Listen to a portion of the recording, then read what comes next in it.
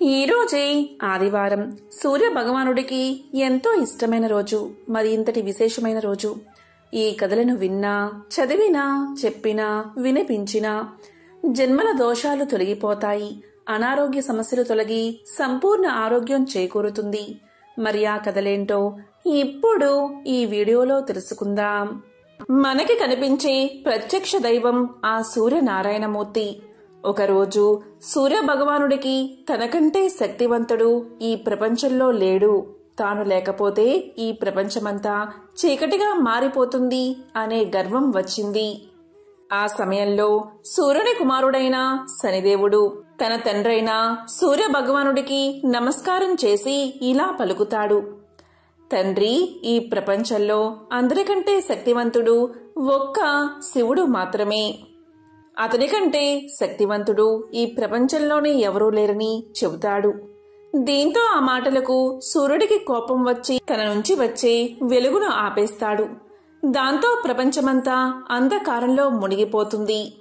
అది చూసిన శనిదేవుడు ఒక రుద్రాక్షను తీసుకువచ్చి సూర్యుడి స్థానంలో ఉంచి శివయ్యను ఆరాధించి రుద్రాక్ష నుంచి కాంతి వచ్చేలా చేస్తాడు. ఆ రుద్రాక్ష సూర్యుడి కంటే కాంతివంతంగా ప్రకాశిస్తూ ఉంటుంది. ఇదంతా ఇంద్రుడు గమనిస్తాడు. సూర్యుడు తన విధులను అతిక్రమించాడని సూర్యుడిని చేరుకుని ఇంద్రుడు ఇలా పలుకుతాడు: ఓ సూర్య, నీవు నీ పని సక్రమంగా చేయలేదు, కాబట్టి నీవు ఈ పనికి పనికిరావు అని ఇంద్రలోకం నుంచి వెళ్లి పొమ్మంటాడు. ఇక సూర్యుడు దీనంతటికీ కారణం శివుడే అనే కోపంతో భూలోకానికి వస్తాడు. సూర్యుడు భూలోకంలో అడవిలో మాలి మరియు సుమాలి అనే ఇద్దరు మిత్రులను చూస్తాడు. వారిద్దరూ శివ భక్తులు. వీరు రావణుడికి తాతలు అవుతారు. వీరు శివుడి యొక్క తపస్సు చేసుకుంటూ ఉంటారు. వీరికి ఒక వరముంది. అదేంటి అంటే, ఎవరైతే వీళ్లను చంపాలి అని భావిస్తారో అలాంటి వారిని స్వయంగా శివుడే సంహరిస్తాడు అని. ఇక శివుడి మీద కోపంతో సూర్యుడు వీరిని చంపబోగా ఆ మహాశివుడు ప్రత్యక్షమై తన త్రిశూలంతో సూర్యుణ్ణి హతమారుస్తాడు. దాంతో సూర్యుడు నల్లగా మారిపోతూ ఉంటాడు. సూర్యుడి యొక్క తండ్రి బ్రహ్మ మానసపుత్రుల్లో ఒకడైన కశ్యప మహర్షి. దీంతో కశ్యప మహర్షి శివుడి దరికి చేరి, శివ, నీవు నా కుమారుణ్ణి ఎలా అయితే చంపావో అలాగే నీ కుమారుణ్ణి కూడా నీ చేతులతోనే చంపుతావు అని శాపం ఇస్తాడు. అప్పుడు శివుడు ఇలా పలుకుతాడు: ఓ మహర్షి, శాంతించండి. నేను సూర్యుణ్ణి తాత్కాలికంగా మాత్రమే సంహరించాను, శాశ్వతంగా కాదు. సూర్యుడిలో ఉన్న గర్వాన్ని మాత్రమే నేను అణిచేశాను, అంతేకాని సూర్యుణ్ణి కాదు అని చెప్పి సూర్యుడికి పునర్జన్మను ప్రసాదిస్తాడు శివుడు. ఆ తరువాత సూర్యుడు తన తప్పులను తెలుసుకుని శివుణ్ణి క్షమించమని వేడుకుంటాడు. తన ప్రకాశాన్ని సృష్టికి అందిస్తూ ఉంటాడు సూర్యుడు. ఈ విధంగా సూర్యుడి గర్వాన్ని అణచి సృష్టి కార్యం చేసేలా ఆ మహాశివుడు చేశాడు. అలాగే సూర్య భగవానుడి మహిమను తెలిపే ఒక అద్భుతమైన కథను ఇప్పుడు తెలుసుకుందాం. పూర్వకాలంలో ఒక ముసలావిడ ఉండేది. ఈమె సూర్య భగవానుడి భక్తురాలు. ఈమె ప్రతి ఆదివారం పొద్దున్నే లేచి స్నానం చేసి గోవు పేడ తెచ్చి వాకిలి అలికి పూజ చేసి సూర్యుడికి ప్రసాదం పెట్టి ఆమె ఒక్కపూట మాత్రమే అన్నం తినేది. ప్రతి ఆదివారము ఇలాగే చేసేది. సూర్యదేవుడి కృపతో ఆమె ఇంట్లో ఏ సమస్య లేకుండా సుఖ సంతోషాలతో ధనధాన్యాలతో సుఖంగా ఉండేది. కాని ఈమె పక్కింటి ఆవిడకు ఈమెను చూస్తే చాలా ఈర్ష్య కలిగేది. ముసలావిడ రోజు పక్కింట్లో కట్టేసి ఉన్న గోవు పేడను తెచ్చి వాకిలి అలికేది. తెల్లవారుజామునే లేచి ఆవు పేడతో నీళ్లు చల్లి బియ్య పిండితో ముగ్గులు వేసేది. స్నానం చేసి శుచిగా దేవుణ్ణి పూజించేది. అంతవరకు మంచినీళ్లు కూడా ముట్టేది కాదు.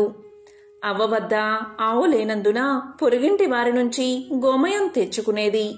అవ్వ ఏ రోగాలు లేకుండా ఆరోగ్యంగాను సంతోషంగానూ ఉండడం చూసి పొరుగామి ఈర్ష్యపడేది. నా ఆవు పేడ వల్లనే కదా ఈ అవ్వ ఇల్లు అలుకుతున్నది, సుఖంగా ఉంది. నేను పేడ ఇవ్వకపోతే అవ్వకు సుఖ సంతోషాలు ఉండవు అనుకుని పేడ ఇవ్వలేదు. ఇల్లు అలకని కారణంగా అవ్వ ఆ రోజు తిండి తినలేదు. కాకతాళీయంగా ఆ రోజు ఆదివారం నీరసంగా దినమంతా పస్తు ఉండి నిద్రపోలేకపోయింది. రాత్రంతా ఒకటే ఆలోచన, రేపు పేడ దొరక్కపోతే ఉపవాసం ఉండాలి అనుకుంది. కరుణామయుడైన ఆ సూర్య భగవానుడు ఈ చిన్నపాటి కోరిక తీర్చడా అనుకుంది. కోడి కూతతో పక్క మీద నుంచి లేచి వీధి గుమ్మం వద్దకు వచ్చింది అవ్వ. ఆమె ఆనందానికి హద్దులు లేవు. గుమ్మం ముందు ధవలవర్ణంతో మెరిసిపోతున్న ఆవు కనిపించింది. అవ్వను చూడగానే పేడ వేసింది. అప్పుడే భాస్కరుడి కిరణాలు నేలమీద పడుతున్నాయి. అప్పుడు అవ్వ గోవుకి దండం పెట్టి గోమయంతో ఇల్లంతా అలికి సంతోషంగా నిత్య కర్మలు పూర్తి చేసింది. ఆవు అక్కడ్నుంచి కదల్లేదు. తను వండుకున్నదే ఆవుకు ముందు పెట్టి తరువాత తాను తింది అవ్వ. రాత్రైనా ఆవు కదల్లేదు. దేవుడే తనకిచ్చాడని అనుకుని ఇంట్లో కట్టింది అవ్వ. రోజు ఆవుకు మేత పెడుతుంది. పొరుగుంటామే ఈ ఆవు అవ్వకు ఎవరిచ్చారు, బహుశా దొంగలించిందేమో అనే కక్షతో గ్రామాధికారికి ఫిర్యాదు చేసింది. గ్రామాధికారి మనుషులు వచ్చి నువ్వు దొంగవు అని నేరం మోపి ఆవును తోలికెళ్లిపోయారు. ఆ రాత్రి ఆమె దేవుణ్ణి తలుచుకుంటూనే గడిపింది. అదే రాత్రి సూర్య భగవానుడు గ్రామాధికారికి కలలో కనిపించి, ఆ అవ్వ దొంగ కాదు, ఆవును నేనే ఇచ్చాను. తెల్లవారక మునిపే ఆవును తిరిగి ఆమెకిచ్చి పరిహారంగా 10 రోకలివ్వి అని ఆజ్ఞాపించాడు. ఇక్కడ అవ్వ కోడి కూతతో లేచి ఈ రోజైనా పొరుగామే పేడ ఇస్తుందా లేదా అన్న ఆలోచనతో వీధిలోకి వచ్చింది. ఆ సమయంలోనే గ్రామాధికారి మనిషి అవ్వను సమీపించి, అవ్వా, ఈ ఆవు నీదే. నష్టపరిహారంగా మా యజమాని గారు 10 రోకలిచ్చారు, తీసుకో అన్నాడు. దీంతో అవ్వ ఎంతో సంతోషించింది. ప్రతినిత్యము సూర్యభగవాను ఆరాధించేది. దీంతో ఆ ఊళ్ళో గ్రామస్తులంతా ఆదివారం వ్రతం చేయడం మొదలుపెట్టారు. ఎంతో పవిత్రమైన విశేషమైన ఈ కథను విన్నా, చదివినా, చెప్పినా, వినిపించినా జన్మల పాపాలు తొలగి 1,000,000 జన్మల పుణ్యం వస్తుంది. మహాభారతం అనగానే చాలామందికి కౌరవులకు పాండవులకు మధ్య జరిగిన ఘర్షణ కురుక్షేత్రంలో వినిపించిన భగవద్గీత గుర్తుకు వస్తాయి. కానీ మహాభారతంలోని ప్రతి పర్యంలోనూ అద్భుతమైన నీతిని అందించే కథలు ఎన్నో ఉన్నాయి. ముఖ్యంగా కురుక్షేత్ర సంగ్రామం ముగిసిన తరువాత శాంతి పర్వం అనే అధ్యాయంలో రాజనీతి, గృహస్థు ధర్మం, వ్యక్తిత్వం వంటి అనేక అంశాల మీద కథలు మనకు కనిపిస్తాయి. అంపశయ్య మీద ఉన్న భీష్ముడు ధర్మరాజుకు చేసిన ఈ ఉపదేశాలు ప్రతి ఒక్కరికి ఉపయుక్తంగా ఉంటాయి. వాటిలో ఒక ముఖ్యమైన కథే ఈ వేటగాడు పావురాళ్ల కథ. పూర్వకాలంలో ఒక బోయవాడు అడవిలోని పక్షుల మీద ఆధారపడి జీవనం సాగించేవాడు. నిత్యము ఆ బోయవాడు అడవికి వెళ్తూ అక్కడ పక్షుల కోసం వల వేసేవాడు. తన వలలో చిక్కిన పక్షులు కొన్నిటితో తన కడుపు నింపుకుని మిగతా వాటిని అమ్ముకుని నిబ్బరంగా రోజులు గడిపేసేవాడు. అలాంటి ఒక రోజున వేటగాడు ఎప్పటిలాగే వల పన్నాడు. ఆ వలలో కావాల్సినన్ని పక్షులు చిక్కుకున్నాయి. ఇక వాటిని తీసుకుని ఇంటికి బయలుదేరదామనేలోగా తీవ్రమైన గాలివాన మొదలైనది. ఒక పక్క వర్షం, దానికి తోడు గజగజ వణికించేస్తున్న చలి. ఆ చలిలో తడిసి ముద్దైపోతూ వేటగాడు ఒక పెద్ద చెట్టు కింద నిలబడి ఉన్నాడు. వేటగాడు నిలబడిన చెట్టు మీద ఒక పావురాల జంట నివసిస్తుంది. ఆ రోజు ఉదయం వేటకని బయలుదేరిన ఆడపావురం ఇంకా గూటికి చేరుకోనేలేదు. ఇంకా తిరిగి రాని తన భార్య గురించి గూటిలోని మగపావురం తపించపోసాగింది. ఇంత చీకట్లో, ఇంతింతగా ముంచుకొస్తున్న వర్షంలో, రక్తం గడ్డగట్టుకుపోయే చలిలో తన భార్య ఏ కష్టం పడుతుందో అని మగపావురం తల్లడిల్లిపోతుంది. తన భార్య లేని జీవితం వృధా కదా అని వేదన పడుతుంది. ఇంతకీ ఈ ఆడపావురం ఎక్కడో లేదు. చెట్టు కింద నిలబడి ఉన్న వేటగాడి వలలో మిగతా పక్షులతో పాటు అది కూడా చిక్కుకుని ఉంది. వేటగాడి వల్లో ఉన్న ఆడపావురం భర్త వేదన్ని విన్నది. వెంటనే ఇలా పలికింది, నేను ఇక్కడే ఉన్నాను. నువ్వు నా కోసం పడుతున్న తపన చూసి నాకు చాలా సంతోషంగా ఉంది. కాని ఏం చేస్తాం, విధిరాతను తప్పించలేం కదా. కాని ఇదిగో ఈ చెట్టు కింద ఉన్న వేటగాడు ప్రస్తుతం మన అతిథి. అతనికి ఏ లోటు రాకుండా చూసుకోవడం మన బాధ్యత అని మగపావురంతో పలికింది. భార్య మాటలు విన్న పావురం కిందకి చూసింది. అక్కడ నిజంగానే ఒక వేటగాడు గజగజ వణికిపోతూ కనిపించాడు. అప్పుడు మగపావురం ఇలా పలికింది. వేటగాడి దగ్గరికి వెళ్లి ఇలా చెప్పింది, అయ్యా, నా భార్య చెప్పిన మాట నిజమే. మీరు ఇవాళ మా అతిథి. మీకేం కావాలో సెలవియ్యండి అని అడిగింది. పావురం మాటలకు వేటగాడు దీనంగా ఇలా పలికాడు, నేను ఈ చలిబాధను తట్టుకోలేకపోతున్నాను. దయచేసి ఈ మాయదారి చెలి నుంచి నా ప్రాణాలు కాపాడే ఉపాయం ఏదైనా చూడు అంటూ వేడుకున్నాడు. వెంటనే పావురం కొన్ని చితుకులు ఏరుకు వచ్చి వేటగాడి దగ్గర మంట వేసింది. ఆ మంటలో చలిని కాచుకున్న వేటగాడికి చలైతే తగ్గింది కాని ఆకలి మొదలైనది. వేటగాడి బాధను గ్రహించిన మగపావురం ఇలా పలికింది, అయ్యా, మీ మనుషుల్లాగా మా దగ్గర ఆహారం నిలవ ఉండదు కదా. పైగా మీకు ఎలాగూ పక్షులను తినే అలవాటు ఉంది. కాబట్టి నన్నే ఆహారంగా స్వీకరించండి అంటూ ఆ చలి మంటలోకి ఒక్కసారిగా దూకింది. పావురం చేసిన పనికి వేటగాడికి మతిపోయినంత పనైనది. ఇన్నాళ్ళు తను చేస్తున్న పని ఎంత పాపమో కదా అనిపించింది. వెంటనే తన వల్లో ఉన్న పక్షులన్నిటినీ వదిలేశాడు. అందులోంచి బయటపడిన ఆడపావురం మాత్రం తన స్వేచ్ఛకు సంతోషించలేదు సరికదా. తన భర్త లేని జీవితం ఎందుకంటూ అది కూడా మంటల్లో పడి మరణించింది. ఆ పావురపు జంట చూపిన ఔదార్యానికి వేటగాడు చలించిపోయాడు. విరాగిగా మారిపోయాడు. ఇది కదా. ఇప్పుడు కాలం మారింది. కలిధర్మం ప్రవేశించింది. ఎదుటివాడి ఆకలిని తీర్చేందుకు ప్రాణాలను అర్పించడం సాధ్యం కాకపోవచ్చు. కాని ఇంటి ముంగిట నిలిచిన అతిథి బాగోగులను గమనించుకుని తీరాలన్న శాశ్వత నీతిని మాత్రం కాదనలేం. శత్రువైనా సరే బాధలో మన ముందుకి వచ్చిన వాడికి మనకు తోచిన సాయం చెయ్యాలన్న ధర్మాన్ని కొట్టి పారేయలేం.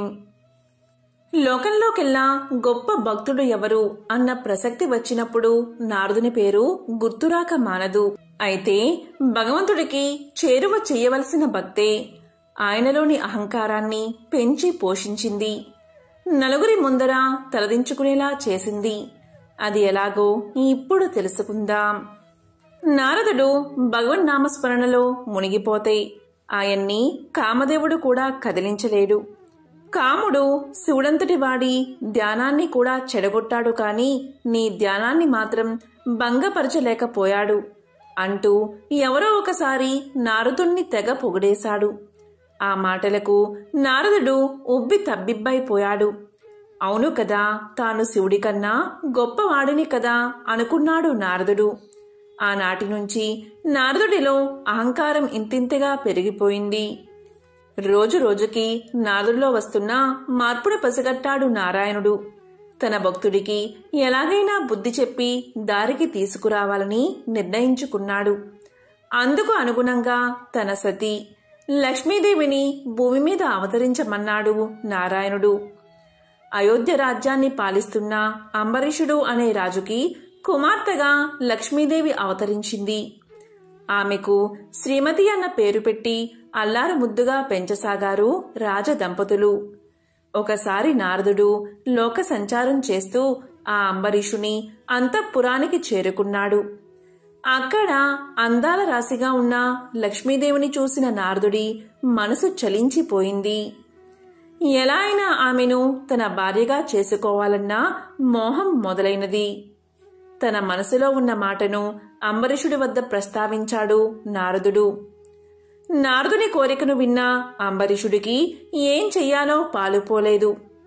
తన కుమార్తె మనసుని తెలుసుకోకుండా అవునంటే తప్పు, పోనీ అంతటి ఋషి మాటను కాదంటే ఏం జరుగుతుందో అన్న భయం. అందుకని మధ్య మార్గంగా ఒక ఉపాయాన్ని ఆలోచించాడు అంబరీషుడు. అంబరీషుడు నారదునితో ఇలా పలికాడు. స్వామి, నేను ఒక స్వయంవరాన్ని ఏర్పాటు చేస్తాను. అందులో కనుక నా కుమార్తె మిమ్మల్ని వరిస్తే ఆమెను మీకిచ్చి వివాహం చేయడానికి నాకేమీ అభ్యంతరం లేదు అన్నాడు. అంతవరకు బాగానే ఉంది, కాని స్వయంవరంలో రాజకుమారి తనని వివాహం చేసుకుంటుంది అన్న నమ్మకం ఏమిటి అన్న అనుమానం కలిగింది నారదునికి. అందుకోసం ఏదైనా ఉపాయాన్ని సూచించమంటూ సాక్షాత్తు ఆ శివుడి చెంతకు వెళ్లాడు నారదుడు. నారదుని అనుమానాన్ని విన్న శివుడు చిరునవ్వుతో ఇలా పలికాడు. నారాయణ్ణి మించిన అందగాడు ఎవరుంటారు? నువ్వు కనుక విష్ణుమూర్తంత అందంగా కనిపిస్తే ఆ అమ్మాయి తప్పకుండా నిన్నే వరించి తీరుతుంది అన్నాడు శివుడు. శివుడి ఉపాయాన్ని విన్న నారదునికి అది సబబుగానే తోచింది. అందుకని నిదానంగా వైకుంఠానికి చేరుకున్నాడు. వైకుంఠానికి వెళ్లి ఇలా పలికాడు. స్వామి, భూలోకంలో శ్రీమతి అనే రాజకుమారికి స్వయంవరం జరుగుతుంది.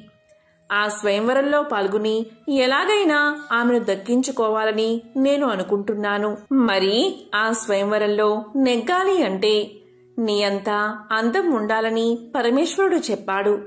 కాబట్టి ఆ రోజున ఆ రాజకుమారి నన్ను చూసినప్పుడు అచ్చు మీలాగే కనిపించేలా అనుగ్రహించండి స్వామి అని వేడుకున్నాడు నారదుడు.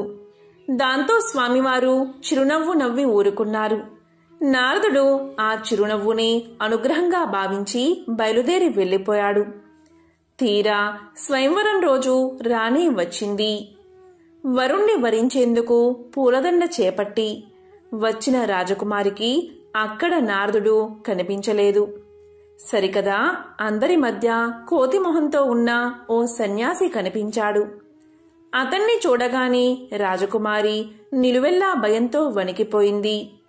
ఆ సన్యాసి పక్కనే ఒక మోహనాంగుడు కనిపించడంతోనే అసంకల్పితంగా ఆయన మెడలో దండ వేసేసింది శ్రీమతి. శ్రీమతి ఎప్పుడైతే అలా దండ వేసిందో వారిద్దరూ మాయమైపోయారు. ఇదంతా చూస్తున్న నారదునికి ఏం జరుగుతుందో అర్థం కాలేదు. తన కళ్ళ ముందే అసలైన విష్ణుమూర్తి రావడం, రాజకుమారి ఆయన్ని వరించి మాయమైపోవడం చూసి నారదుడికి మతిపోయింది. ఇంతలో ఎదురుగుండా ఉన్న కొలనులో తన ప్రతిబింబాన్ని చూసుకుని నారదునికి జరిగింది అర్థమైనది. విష్ణుమూర్తి తన మొహాన్ని కోతిమొహంగా మార్చేశాడని, అటుపై రాజకుమారుని కాస్త తానే ఎగరేసుకుపోయాడని అర్థమైంది నారదుడికి. వెంటనే పట్టరాని ఆవేశంతో తాను ప్రేమించిన స్త్రీని తన నుంచి దూరం చేశాడు కాబట్టి విష్ణుమూర్తి కూడా సతీ వియోగంతో బాధపడతాడని, చివరికి ఓ కోతి కారణంగానే వారిద్దరూ కలుసుకుంటారని శపించాడు నారదుడు. జరిగిన దానికి నారాయణుడి పట్ల నారదునిలో ఆవేశం కలిగిన మాట వాస్తవమే, కాని సమయం గడిచే కొద్దీ ఆ సంఘటన వెనుక ఉన్న ఆంతర్యం బోధపడింది నారదుడికి. కామానికి సైతం లొంగను అనుకుని గర్వించిన తనకి బుద్ధి చెప్పేందుకే నారాయణుడు ఈ నాటకం ఆడాడని తెలిసి వచ్చింది. మరోవైపు రామాయణంలో రాముడు సీత నుంచి దూరం కావడం, వారిద్దరినీ కలిపేందుకు హనుమంతుడు తోడ్పడ్డం మనకు తెలిసిందే. అలా రామాయణంలోని కీలక ఘట్టానికి నారదుని శాపం ఒక భూమికగా నిలిచింది. ఒక ఊరిలో ఒక పండితుడు ఉండేవాడు. అతను చాలా గ్రంథాలు చదివాడు. మిగతా వాళ్ళను చూసి జాలిపడేవాడు.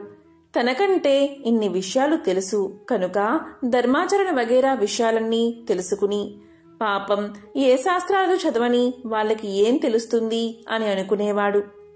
అదే ఊర్లో రంగడు అనే పేద రైతు, అతని పిల్లలు మరియు తల్లిదండ్రులతో కలిసి జీవించేవాడు. అతను తన కుటుంబాన్నంతా పోషించేవాడు. అతనికి ఉన్న కొద్దిపాటి పొలంలో వ్యవసాయం చేసుకుంటూ తీరిక సమయాల్లో ఇతరుల పొలంలో పనిచేసి డబ్బు సంపాదిస్తూ ఉండేవాడు. ఇంకా ఊర్లో ఎవరికి పని కావాల్సి వచ్చినా కూడా కూలీకి ఎక్కువగా ఒప్పుకుని పని చేసి ఇచ్చేవాడు. చాలామందికి ఇది కష్టంగా ఉన్నా మంచి పనివాడు, సమర్థవంతుడు రంగడు అని చెప్పి ఎంత డబ్బైనా అతనికి ఇచ్చి పని చేయించుకునేవారు. ఒకసారి మన పండితుల వారికి ఏదో పని చేయించుకోవాల్సి వచ్చి విధిలేక ఎక్కువ డబ్బు ఇచ్చేటప్పుడు కష్టంగా తోచి ఇలా పలికాడు. చూడు రంగడు, నువ్వు ఎంతో డబ్బు సంపాదిస్తున్నావు కదా, ఈ డబ్బంతా ఏం చేస్తున్నావురా అని అడిగాడు. అందుకు రంగడు నవ్వుతూ ఇలా సమాధానం చెప్పాడు. అయ్యా, కొంత డబ్బు అప్పు తీరుస్తాను, కొంత డబ్బు అప్పుగా ఇస్తాను, కొంత డబ్బు దాచుకుంటాను, కొంత డబ్బు గోతిలో పోస్తాను అన్నాడు. పండితుడికి రంగుడు సమాధానం ఏమీ అర్థం కాలేదు. ఎందుకంటే తనకి తెలిసినంత వరకు రంగడికి అప్పులు లేవు. మరి అప్పు ఎవరికి తీరుస్తాడు?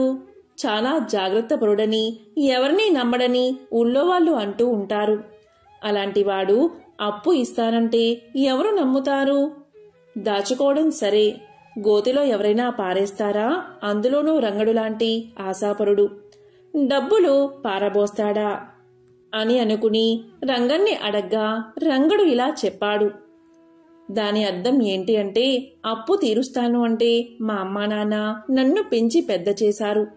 వాళ్లకు నేను ఎంతో రుణపడి ఉన్నాను కదా, వాళ్లను పోషించడానికి కొంత డబ్బు ఖర్చు పెడతాను.